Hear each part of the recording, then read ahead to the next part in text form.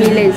এই দিন আইলে সবার নজর থাকে আম গাছের দিক। এই যে দেখো মানুষের আম গাছের দিক কেমনে চাইয়ে রয়েছে। গ্রাম মানে সবুজ শ্যামলে ঘেরা আলো বাতাসে ভরা একটা সুন্দর পরিবেশ। আর এই সুন্দর পরিবেশে থাকলে এমনিতেই তোমার মন মানসিকতাও সুন্দর থাকবে। গ্রামীণ লাইফস্টাইল একটু আলাদা, এই জন্য তাদেরকে কটাক্ষ করে কথা কওয়ার কোনো মানি হয় না। ওরা গ্রামের আঁকা বাঁকা রাস্তায় দিয়ে হাঁটি ঠিকই, কিন্তু মুগো মনটা কিন্তু সরল সোজা। ইট পাথরের শহরে বই আমি অনেক মিস করছি মুগো গ্রামটা। তো ঢাকা দিয়ে হওয়ার পরই শুনছি যে মুগো গ্রামে নাকি সূর্যমুখী ফুল চাষ করছে। মুই তো মহা খুশি, কারণ এতদিন খালি সবাই দেখছি সূর্যমুখী বাগান যাই ছবি সারে ভিডিও সারে কত যে রং করে। মুই ভালোই আইছি মুগো গ্রামে অফিস চাষ করছে। মুই প্রথমবারের মতো সূর্যমুখী বাগানে আইতে পারছি। কিন্তু যে গরম পড়ছে এই গরমের মধ্যে খেতে আওয়াটাই অস্বস্তিকর। ফুল মোর সবসময় ভীষণ পছন্দের। পৃথিবীর সকল ফুলের লাগে মোর যেন দেখা হয়। মোর মুড যতই খারাপ থাক, ফুল দেখলে কেমন জানি মোর মনটা ইনস্ট্যান্ট ভালো হয়ে যায়। আর খেতে এলাম রোদ্দুর দেখে আওয়ার পরই আকাশে যে ডাহাডাহি শুরু করছে। এই ছোট্ট ফুলটা সব থেকে বেশি সুন্দর। এইটা কানে দিয়ে মুই একটু ছবি তুলতে আসলাম। হেই এর পর যা ঘটছে একটু দেখো।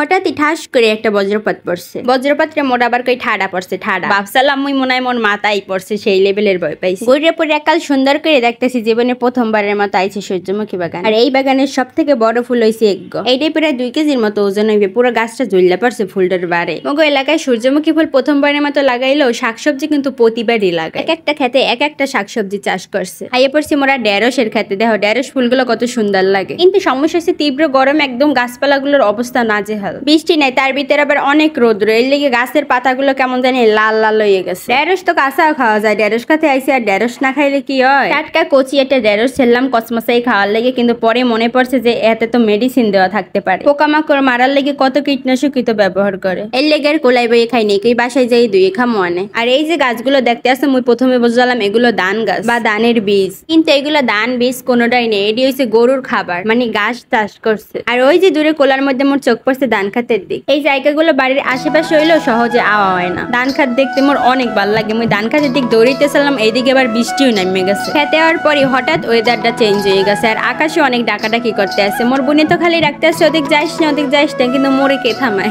আসলে গ্রামে থাকার মতো শান্তি আর অন্য কোথাও নাই। সূর্যাস্ত ওইভাবে পালাইর লেগে সব ফুলগুলো পশ্চিম দিকে ফিরে রয়েছে। সূর্যমুখী ফুলের আকর্ষণ ওইটাই, যেদিকে সূর্য থাকে ওই দিকেই ফুলটা ফিরে থাকে। এত তোমরা সবাই জানো, হেপের একটু কইলাম। বৃষ্টির লেগে তাড়াহুড়ো করে আটতে আসি, সামনে পড়ছে আবার ভুট্টা গাছ। কই ভুট্টা গাছটা একটু দেখতে যাই। সবে মাত্র ভুট্টা বাইরেই আনতে পোক্ত হয় না, পোক্ত হইলে বাসায় 2-1টা লই যাইতাম। ভুট্টা গাছে কি একটা গাছে একটা ভুট্টাই হয়? গাছগুলো কথানি করে লম্বা, কিন্তু প্রত্যেকটা গাছে একটা করেই ভুট্টা হয়েছে। আর জেলার বৃষ্টি যে নামছে মোটে থামেই না। কোলা দিয়ে পুরো মোটে দৌড়লো হয়েছে, অর্ধেক গেছে ভিজছে। কেমনটা লাগে ক। পরে কোলার পাশে একটা ঘরের সামনে বইয়ে রয়েছে। বৃষ্টি থামার অপেক্ষা করছিলাম, তাও সিনে আবার এই খেলনাটা লই এসে মুই বইয়ে বইয়ে এইটা মিলেই তেললাম। আর এরা দুজন এই জায়গায় অসুস্থ নাই, লড়ালড়ি দৌড়দৌড়ি করতে আসে। বৃষ্টিটা থামছে, মুখে কোলার এখন ওই প্রান্তটা দেখ। প্রায় সন্ধ্যা এই তেল আবার মেঘে পুরো আন্দার করে হেলাই। ছাগল ছানাগুলো হালকা হালকা বৃষ্টিতে বেজছে। মুখে আর মালিকরা এরা কি দেখে না যে বৃষ্টি নামছে। আর তো খেতে আইলেই খালি ফুল টোকাইবে, যত আবিজাবি ফুল আছে সব টোকাইয়ে বাড়ি লইছে রান্দা বাড়ি খেলার লেগে। খেতের আইলে আবার কি সুন্দর মিষ্টি কুমড়া গাছ লাগাইছে। বড় বড় মিষ্টি কুমড়া এই গাছের মধ্যে ডাইকে রয়েছে। এই জায়গায় আর একটা ছাগল দেখে ঘাস খাইতে আছে। মুই আইলাম একজন পশু পাখি লাভার, আর ছাগলের বাচ্চা তুমি অনেক অনেক পছন্দ করি। খাও তুমি পেটটা বইরে খাও।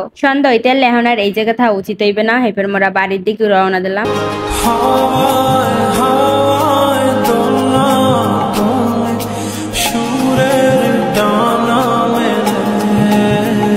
এই জায়গা আবার কাঁচামরিচের ক্ষেত। গ্রামের অনেক মানুষরাই এমন চাষাবাদ করে তাদের জীবিকা নির্ভর করে। তো আজকে এই পর্যন্তই, দেখা হচ্ছে নেক্সট ভিডিওতে। ততক্ষণ ভালো থাকে, সুস্থ থাকে, আল্লাহ হাফেজ।